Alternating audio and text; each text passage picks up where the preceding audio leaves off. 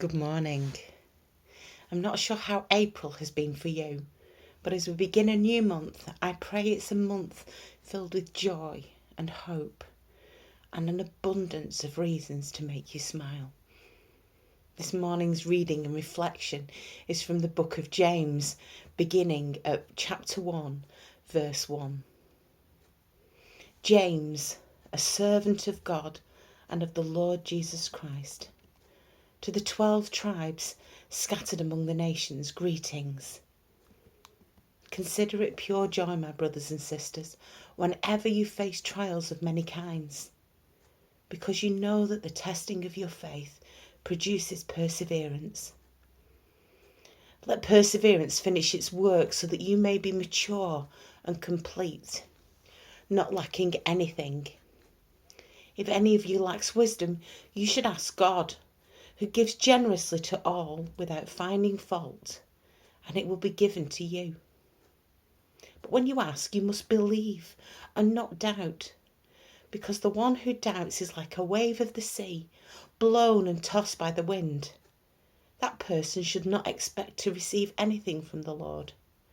Such a person is double-minded and unstable in all they do. Believers in humble circumstances ought to take pride in their high position, but the rich should take pride in their humiliation, since they will pass away like a wild flower. For the sun rises with scorching heat, and withers the plant. Its blossom falls and its beauty is destroyed. In the same way, the rich will fade away even while they go about their business. Blessed is the one who perseveres under trial, because having stood the test, that person will receive the crown of life that the Lord has promised to those who love him. I find this passage, so much of it, a real challenge. And as I question myself whether I find trials and testings of my faith pure joy, I'm also reminded that this isn't the only time we're told to find joy. Paul also writes the same thing to the Philippians. He tells them to rejoice in the Lord always. These past few days for us as a family have been filled with so many emotions. On Sunday, my father-in-law Bob died of a combination of pneumonia and coronavirus. He'd been in hospital for the past month following a fall, and we have all cried. We weren't able to visit him, and that was hard. We relied on others telling us how he was and others to look after him. And just 5 days before he died, he turned 90. In the middle of these awful circumstances, this passage is still telling us to be joyful. So do we have to make a conscious effort to look for joy? The word joy is a tough one. When we look at it through the eyes of the world, the definition is a feeling of great pleasure and of happiness. But the Bible defines joy in a very different way. Joy is not happiness. Joy is an emotion that's acquired by anticipation, acquisition, or even the expectation of something great or wonderful. It isn't affected by our current circumstances or things that cause our emotions to fluctuate. This is something deep-rooted. It's a spiritual gift. It's something that comes from God. It's something for us all, in all circumstances. Joy is one of the gifts of the Spirit, and as a gift we must unwrap it. Because a gift is of no use if we leave it wrapped up. We might shake the box to see if we can guess what's inside it, but unless we open it and we use it, then it's of no use to us. We wouldn't want to give someone a present for them to never use it, for it to remain unwrapped. If they did that, then we'd feel hurt. We'd be left with a sense of feeling unappreciated.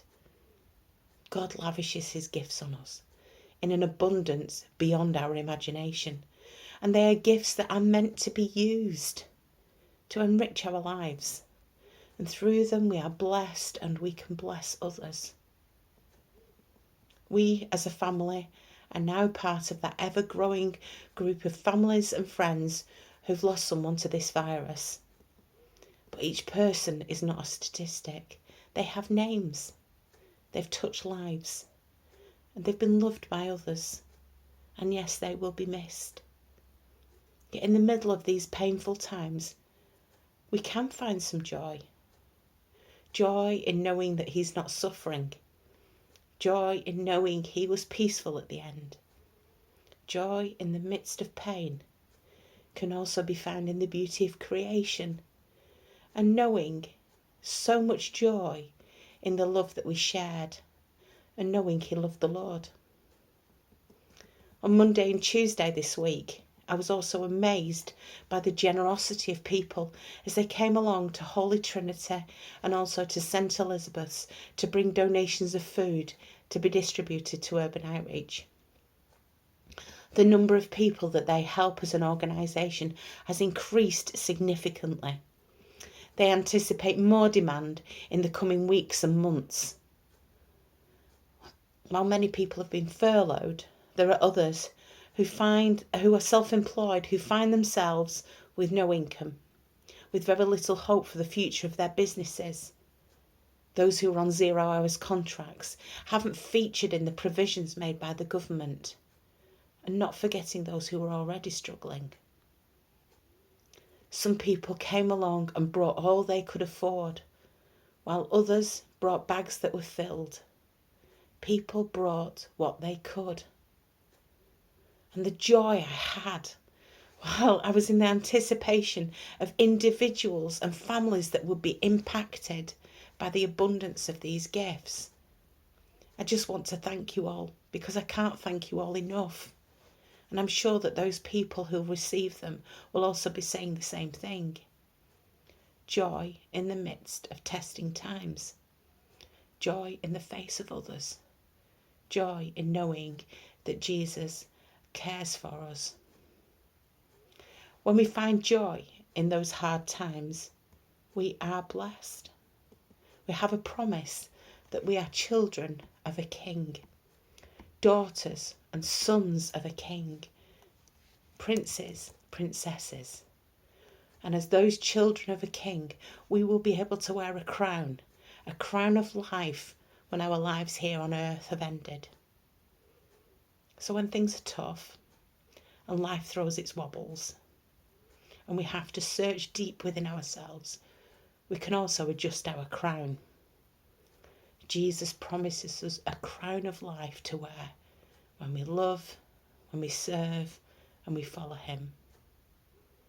So if you're doubting it, I want to remind you today that you are loved, you are precious, and you can walk in the freedom of Jesus' love. Let his joy bubble out of you in places and times where you least expect it. Be blessed and be a blessing to others. Amen.